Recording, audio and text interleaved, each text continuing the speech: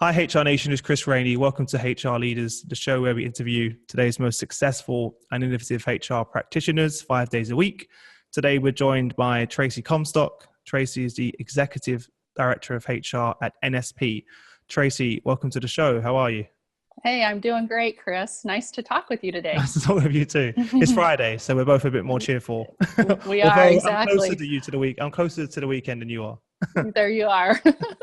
Yeah, that's great. Perfect. Tracy, for our listeners out there, tell us a little bit about yourself and your journey to where we are today. Yeah, so I've been in HR for 20 plus years. After 20, I don't have to count anymore, right, Chris? No. So I've worked for several billion-dollar companies that have been very successful in building businesses. I had upwards of about 2,000 employees at various companies that I managed. And, you know, to me, it's all about building great cultures, but it's all about how you treat people. And that's what I love about HR. That's what I love about focusing on people, is we want to create great places where people can come to work, where they can feel safe and happy coming to work. And that's what I enjoy most about HR. Fantastic. And where are you now? Yes, I'm at a company called Nature Sunshine. We actually have a manufacturing facility where we create vitamins and help people to be healthy. So it's a great place to work. We sell in 40 different countries internationally, and we have over 900 employees right now, and we're doing about 300 million in revenue. Amazing. Well, good purpose, Yeah. right? A good reason to get up in the morning.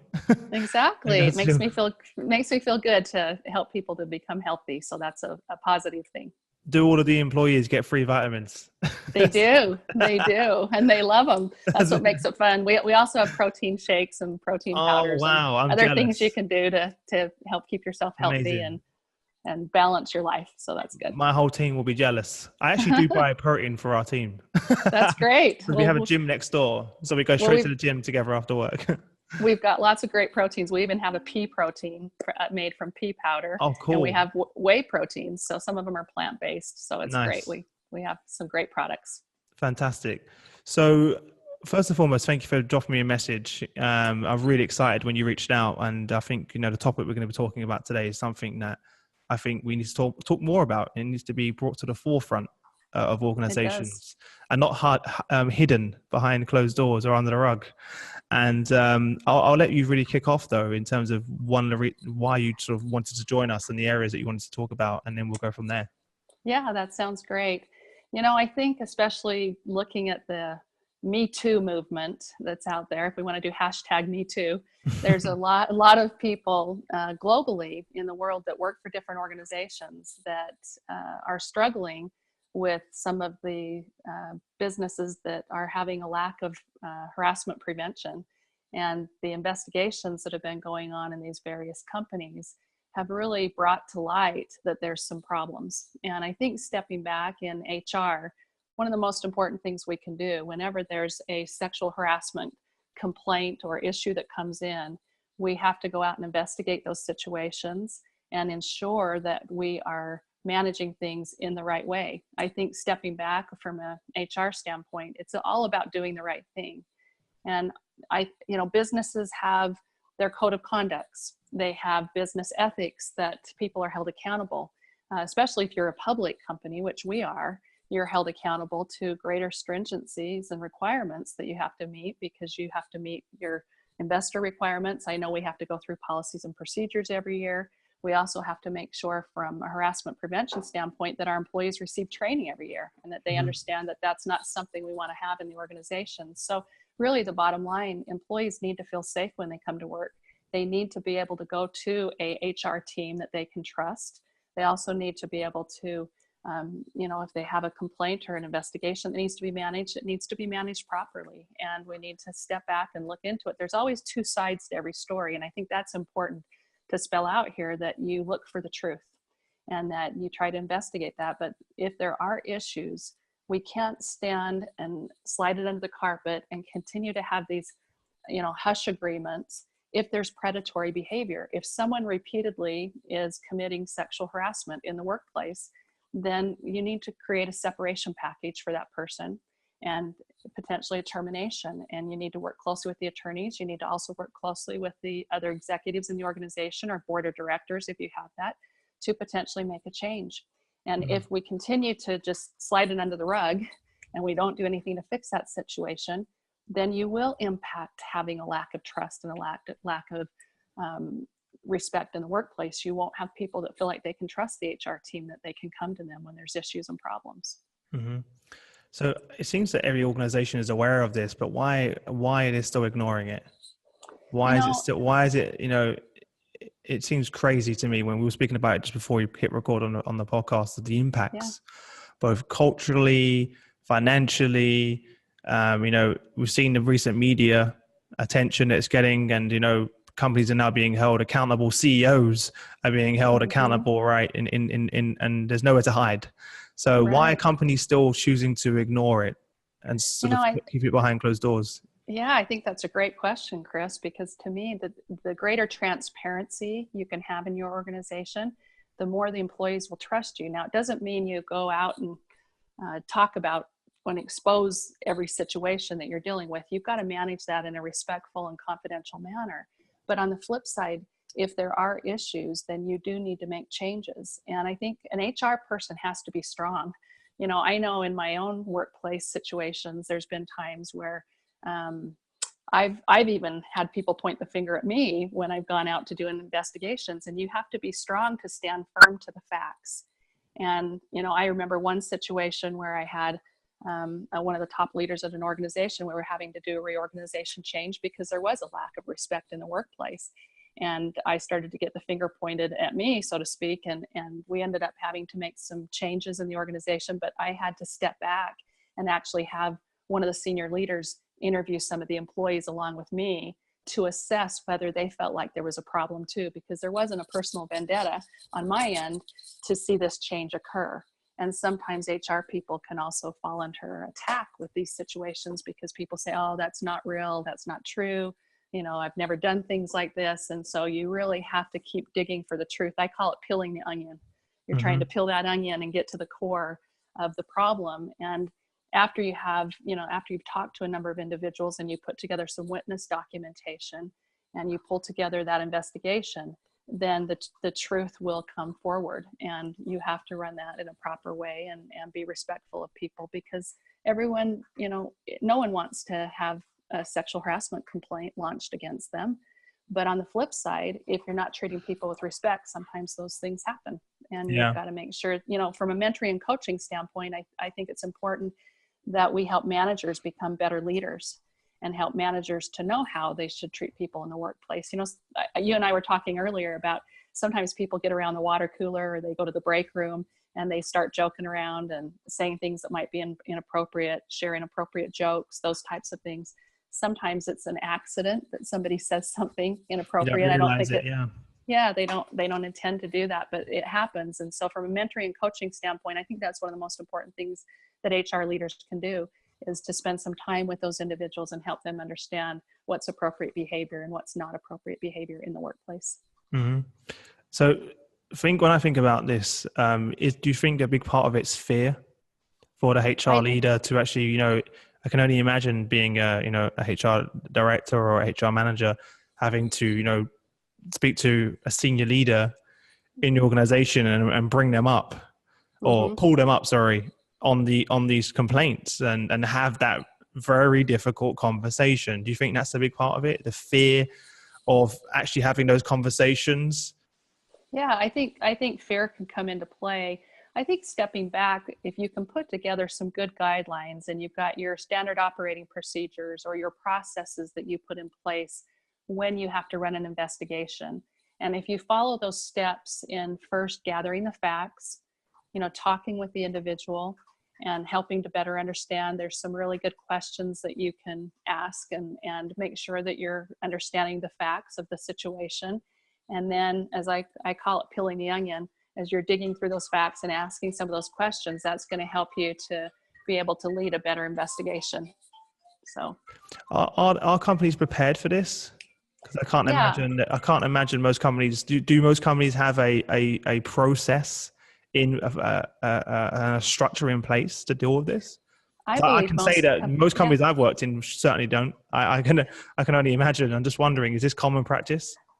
In my point of view, it is. I mean, usually in your policies and procedures manuals and in the processes you've set up, if you've set up some SOPs or you've done some process flows in your HR organizations, that's going to help you to understand, especially if you've put those steps in place, how to run a proper investigation. And that's important for me. My HR teams that I work with, I've managed even, up to 11 direct reports in HR. And I think it's very important that you do have those processes in place, that they understand how to lead an investigation, what the steps are. And I've often consulted actually with an employment attorney, as we've talked about, putting those processes in place to make sure that we have all the steps that are necessary, and then walking them through those steps and helping to do some HR training to help the Mm-hmm. HR team to be successful. But is that training as standard, or is it only when an issue arises that all of a sudden when you do this unconscious bias training, etc.? Is that common practice in your organizations that you've worked in, that when you have a leader that's been promoted to a senior position, is that standard as part of their personal development, or just something that maybe comes up when necessary?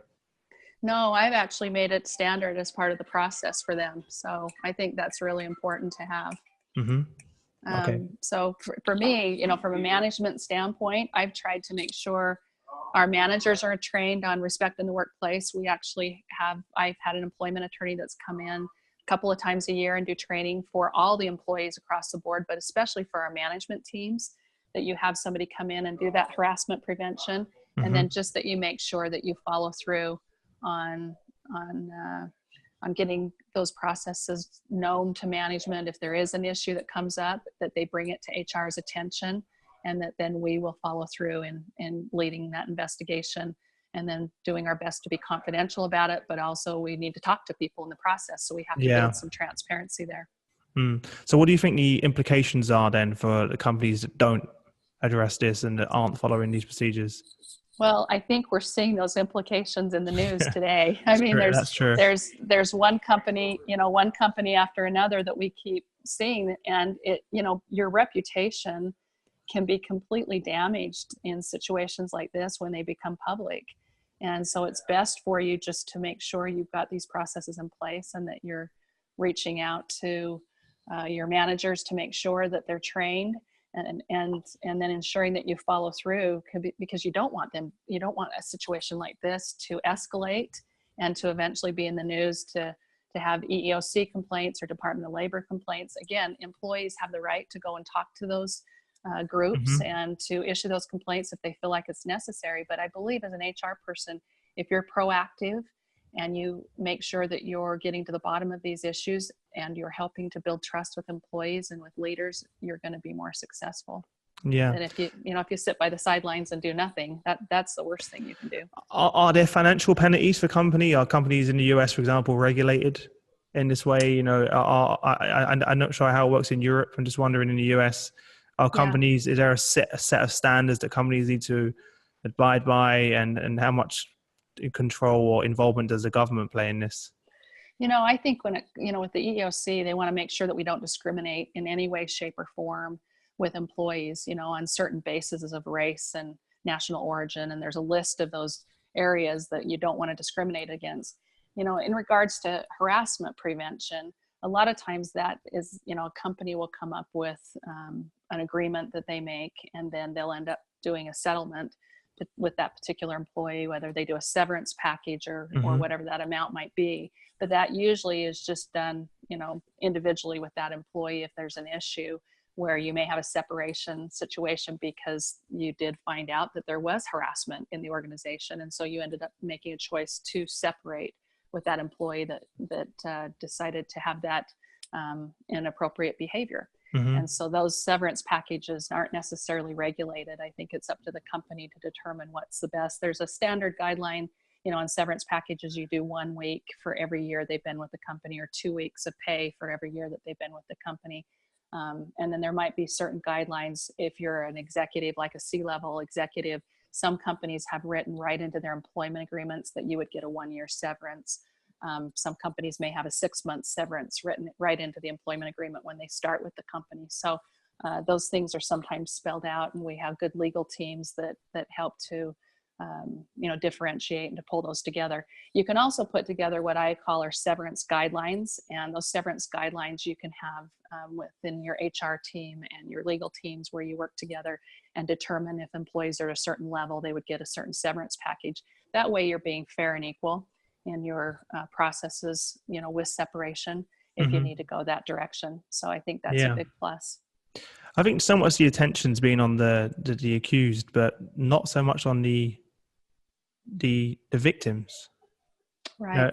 When we see the news, all of the attention's on the accused, but what about the victims? How are we helping them through this? And I'm wondering for you, when you have these situations and when companies have these situations, what are the steps you take with that individual? It's going to have a huge impact on them, both emotionally and also their workplace connection with the workplace and the organization's going to be shifted. How do you then, I don't know, begin to integrate them back into the organization, make them feel, comfortable, and and show them that you the support, because that's never talked about.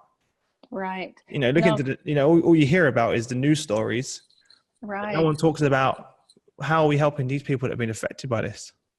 Well, Chris, that's so important, because stepping back, I think from an HR standpoint, you've got to have empathy, and you need to show great concern. When an employee comes to you, men or women both, they really struggle when they feel like they've not been treated with respect. And it's very hard to come forward. For some employees, they worry about that. They stress over it. It keeps them up late at night, and they can't sleep, and they almost dread coming to work, especially if it's their direct manager that they're dealing with on a regular basis. So I think from the HR standpoint, the greater empathy you can have in listening and in showing concern towards that person and really being sincere about it, because when I have someone that comes forward, it's hard for them to come forward. And so having a discussion with them to better understand the facts and concerns, and then also circling back with them from a follow-up standpoint once you've investigated the situation, with the direction that you feel that the company needs to go at that point, because sometimes they're kind of sitting on pins and needles after they've come forward, waiting. I can imagine just waiting. Yeah, wondering what's going to happen. And so I think it's important to show a great deal of respect to them and to listen, and then to help reassure them too that in our workplace and in our culture, and we want to build trust, and we want you to feel comfortable and to feel safe. And I think that's critical. So that's a very important point. Yeah, it's everyone wants to talk about what's happening, but it's very rare we talk about the actual victims themselves and the effect it has on them. And as I said, they have to get up to work every day and face that. A lot of times on their own, when no one else knows, and it's sort of an internal battle that most people keep to themselves.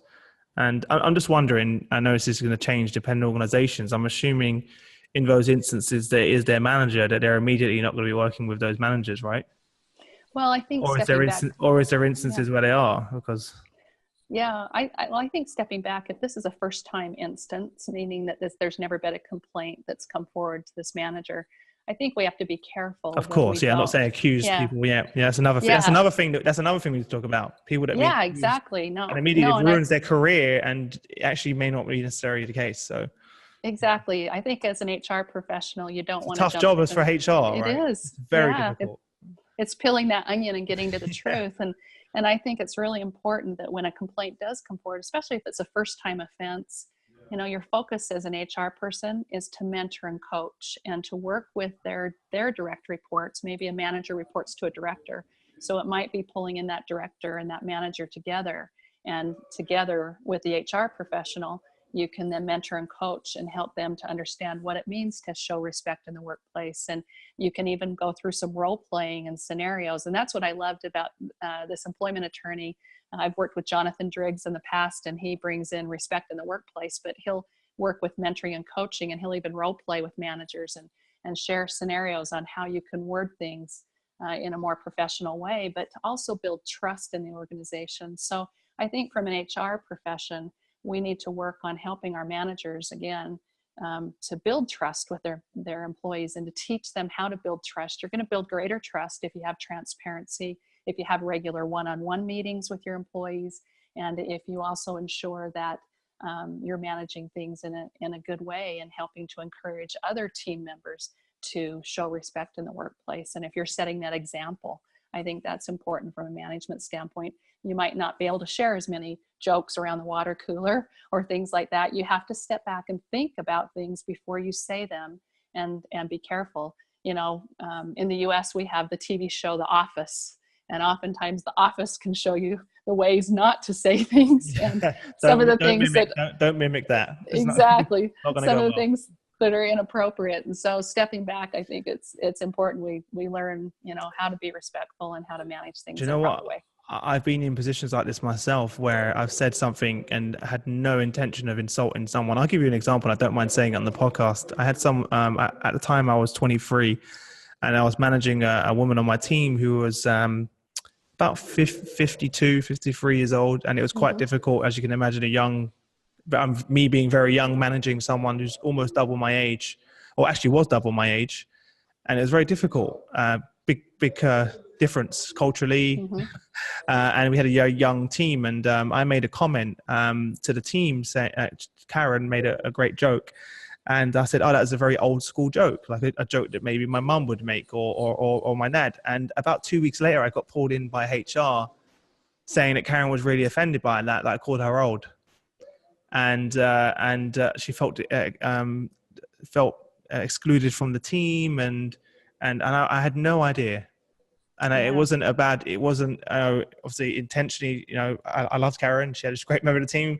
I had no intention of offending her, but sometimes you have to be very careful about what you say. You don't know how people are going to take it. And to you, it may seem like as you say, water cooler talk, chat, but other people can actually take offense to that. Exactly. And I think, as you said, educating your leaders, educating the people in the organization to understand that, and it's really going to help. Do you think that's really the solution then? Really, just the business and HR needs to really invest in its leaders and train them and give them those unconscious bias training and make sure that they're aware of what they're saying in their surroundings.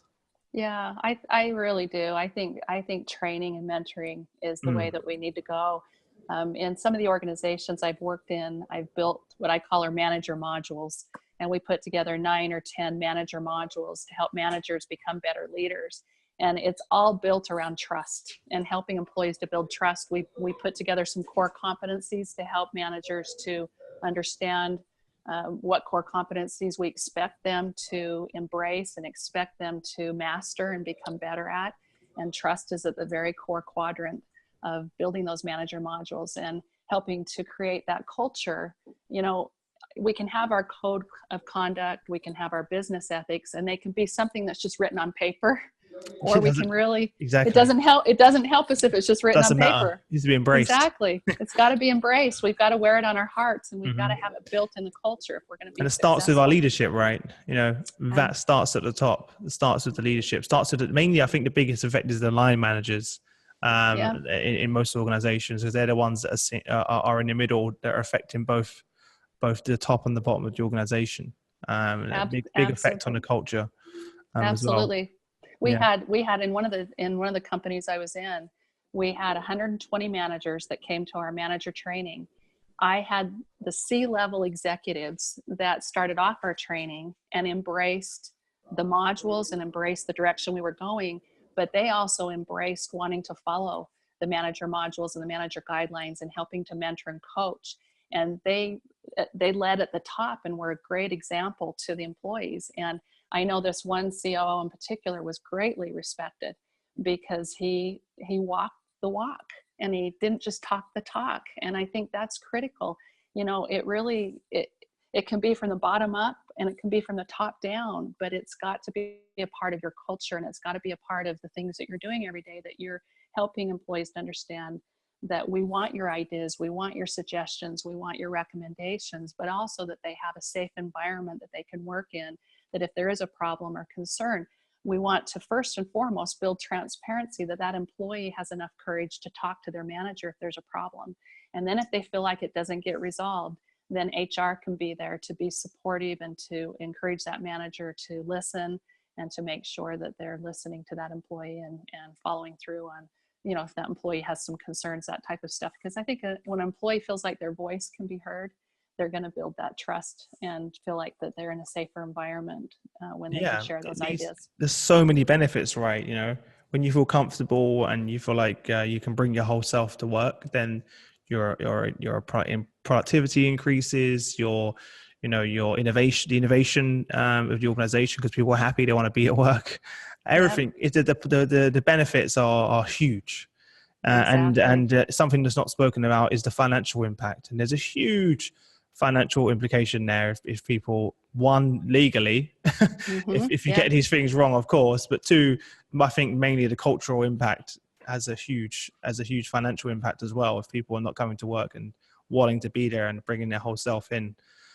What are your thoughts? Do you feel that we're going in the right direction, and now we're in a position that companies are taking notice, or do you feel like we have a long way to go and we're only at the beginning? Well, I think stepping back, a lot of companies adopted these policies and procedures, but I think a lot of them have been on paper and they haven't found the way to integrate them into their organization. You know, good HR professionals are actually they're going to be doing. Scare a few listeners. Sorry, that was my dog. That's all right. I'm going to laugh because I know our listeners on the train now just jumped when I listen to There you go. So sorry, working from home for a few minutes this morning. That's all right. No problem. One of the things I think that's really important is to talk about turnover in the organization, because you brought up the point of cost and expenses and this costing companies a lot of money. Turnover costs companies a lot, and good HR professionals will do exit interviews with each of the employees that potentially are leaving the organization, especially on a voluntary basis. And if you put a spreadsheet together, and I have a monthly spreadsheet that usually goes to executives to help them understand why we might be having exits in certain departments and areas, you can also, as an HR professional, start to see patterns.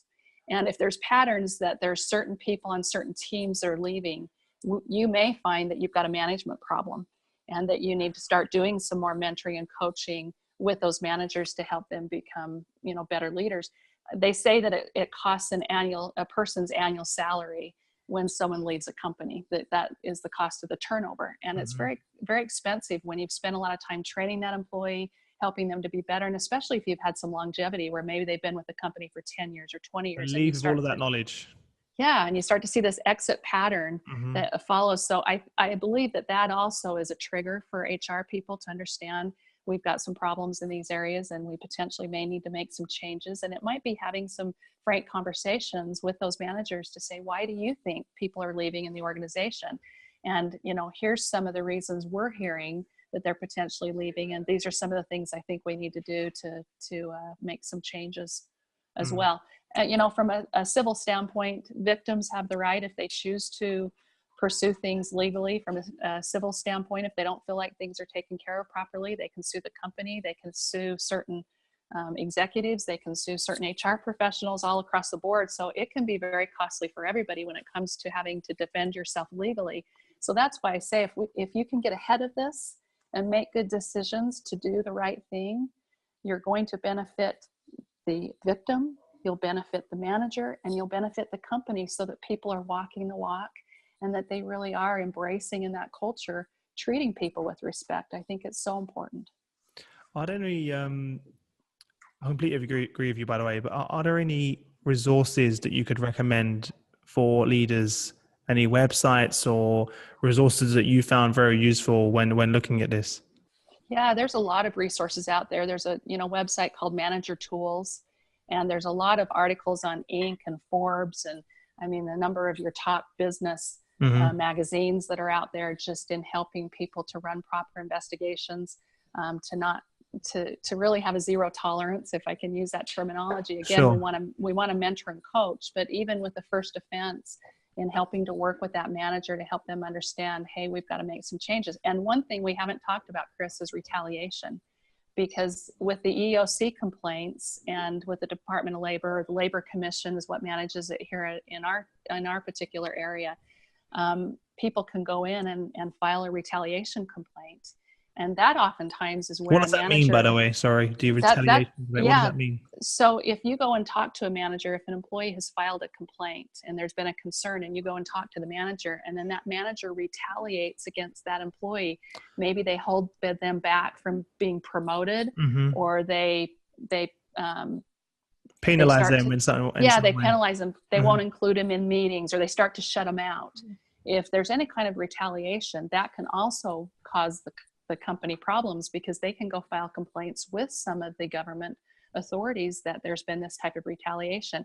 And those particular claims have been on the rise in the past few years. So I know, in particular, you need to remind that manager when you're talking with them, when you're running an investigation and putting some of those steps together that you need to put together for your HR teams to help them understand. You need to remind that manager that there can be absolutely zero retaliation in any way, shape, or form. As we're investigating these situations, we need you to understand, you need to treat that employee with respect, but even more respect, because there's some of that trust has been lost because of the lack of respect. So who's this sitting with within the organization?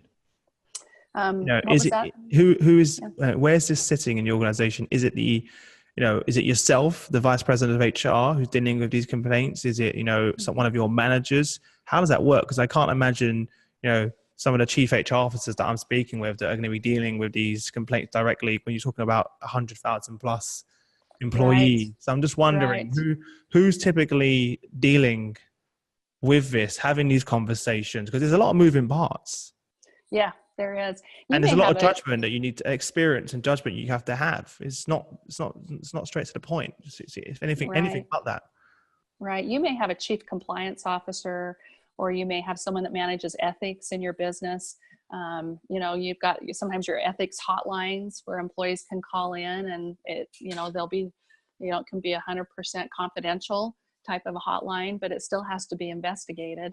And, I think you have to be careful in regards to promising 100% confidentiality, because as you investigate, you have to go and try to find out whether these statements were made and how they were, what context they were in, all of that as you're trying to investigate. So it can fall with different people in the organization. I know in the companies I've worked with, and especially if you've got 100,000 employees or 10,000 employees or 20,000 employees, you probably will have someone on the HR team that would be managing investigations, and they have a thorough understanding of how they should investigate and move forward and what steps need to take place.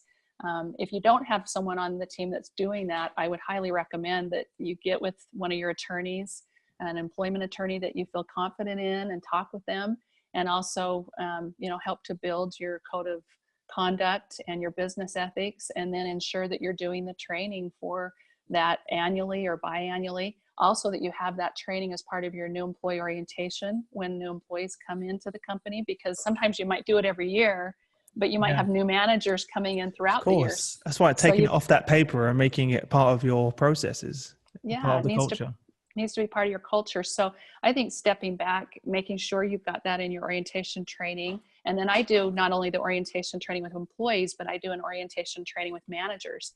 And we talk about the manager modules, and I'll do a summary of that management training that we put together as a company, and then doing, spending time with that manager to help them understand the processes going forward and what we expect out of them.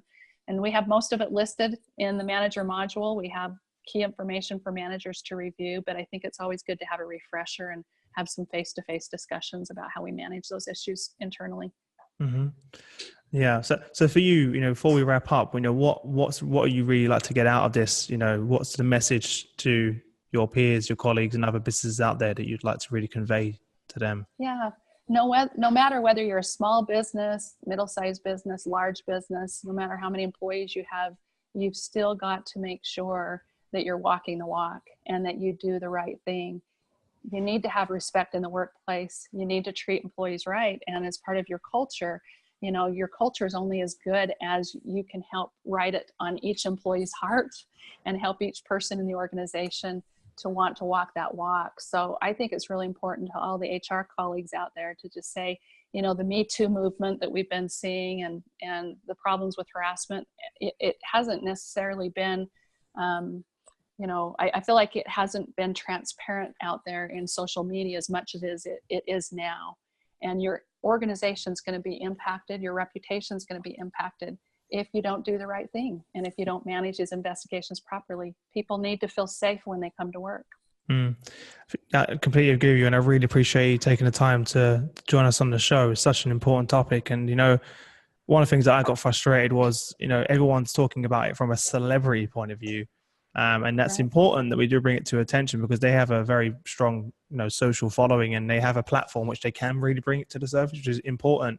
But don't forget that everyone in the workplace is dealing with this globally.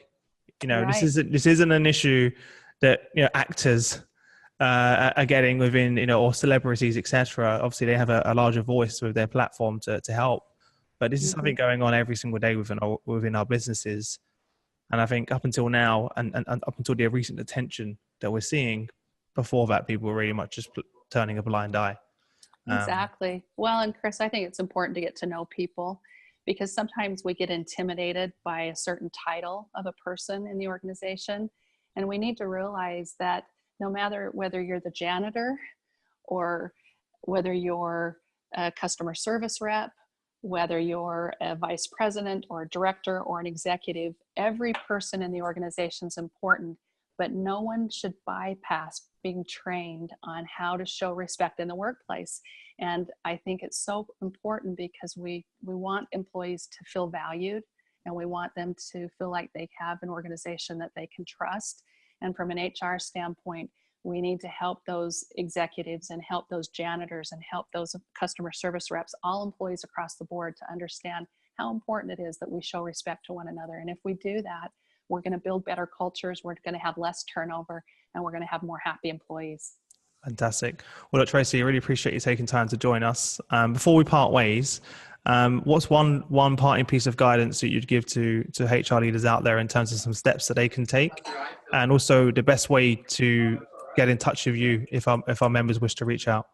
Yeah, if they wish to reach out to me, I guess let me give you my email address first. My email address is Tracy C. That's Tracy, TRACEEC @NATR.com. And bottom line, from an HR standpoint, it's about doing the right thing and creating a culture where you walk the walk. Fantastic. And I think that's so important. Well, don't blame me when you get loads of emails. Okay. Well, I think it's an important topic. I think it's a great thing on LinkedIn and a lot of our social media, sure. Facebook, those other areas that we all chat on. And it's important for HR professionals. Let's be transparent. Let's talk about this and let's help one another, because if we can help one another to understand the steps and the process and the procedures, it's going to help all of us to be better HR professionals. So thanks, Chris, for joining me on the podcast. I really appreciate it. No problem. Guys, make sure you head over to hrleaders.com. You'll find the show notes from the episode, everything we've been talking about. I'll link Tracy's email in the description for you there as well. Apart from that, have a great weekend, Tracy, and I look forward to speaking to you soon. All the best until then. Thanks so much, Chris. Thanks.